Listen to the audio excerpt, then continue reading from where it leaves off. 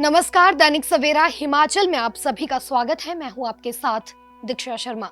हिमाचल में महिलाओं को 15-1500 रुपए सरकार देगी। ये बात तो आपने सुनी ही होगी, लेकिन क्या आपको मालूम है कि आपके खाते में ये पैसे कैसे आएंगे?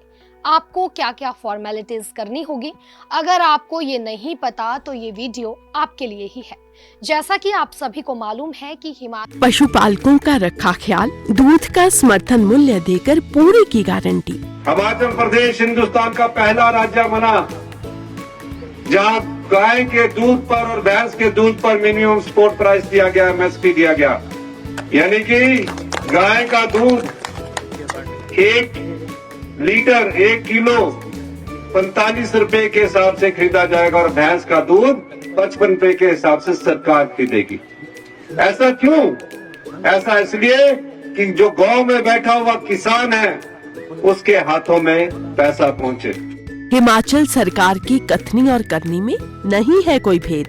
वादे निभाए हैं, वादे निभाएंगे, हिमाचल सरकार का है वादा। हिमाचल प्रदेश सरकार द्वारा महिलाओं को आत्मनिर्भर बनाने के लिए इंदिरा गांधी प्यारी बहना सुख सम्मान निधि योजना को शुरू किया गया है। इस योजना के माध्यम से सुक्खू सरकार 18 साल से अधिक आयु की महिलाओं को अप्रैल माह से 1500 की मासिक पेंशन का लाभ प्रदान करेगी। इसके लिए सरकार द्वारा कुछ नियम और शर्तें निर्धारित की गई हैं, जिसके बारे में हम आपको पूरी डिटेल देंगे।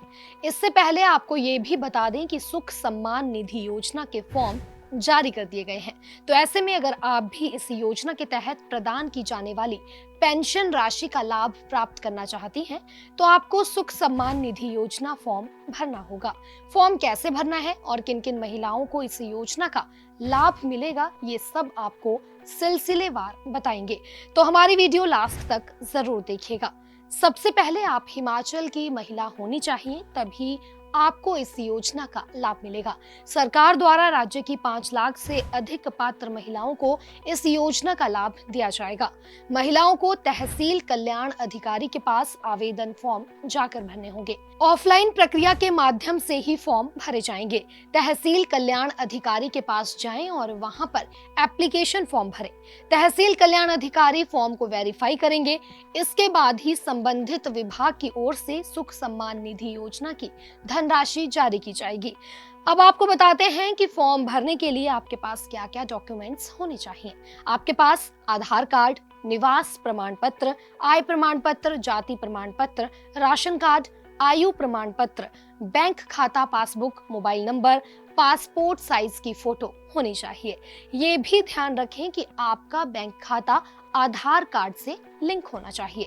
आवेदन फॉर्म प्राप्त करने के बाद आपको उसमें पूछी गई जानकारी, जैसे कि बैंक या डाकघर में खोले गए खाते की जानकारी, Aadhaar number, ration card number, BPL परिवार, जातीय और अल्पसंख्यक समुदाय से संबंधित जानकारी को दर्ज करना होगा।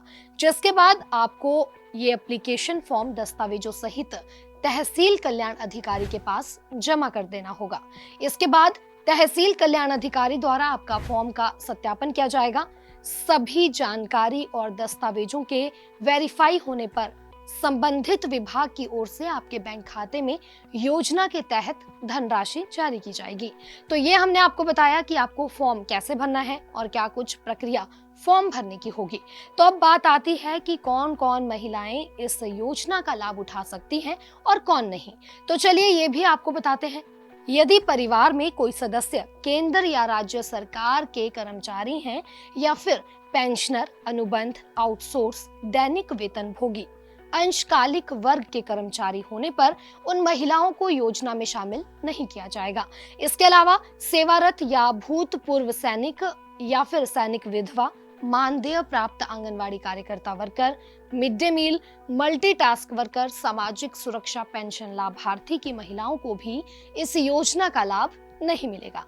इसी तरह पंचायती राज संस्थाओं, शहरी स्थानीय निकायों के कर्मचारी, केंद्र राज्य सरकार के तहत विभिन्न सार्वजनिक उपक्रम, बोर्ड, काउंसलिंग एजेंसी में कार्यरत पेंशन भोगी, वस्तु एवं सेवा कर के लिए पंजीकृत व्यक्ति व आयकर दाता के परिवार की महिलाओं को भी इस योजना का लाभ नहीं मिलेगा। इसके अलावा जो अन्य महिलाएं हैं वो इस योजना का लाभ उठा सकती हैं।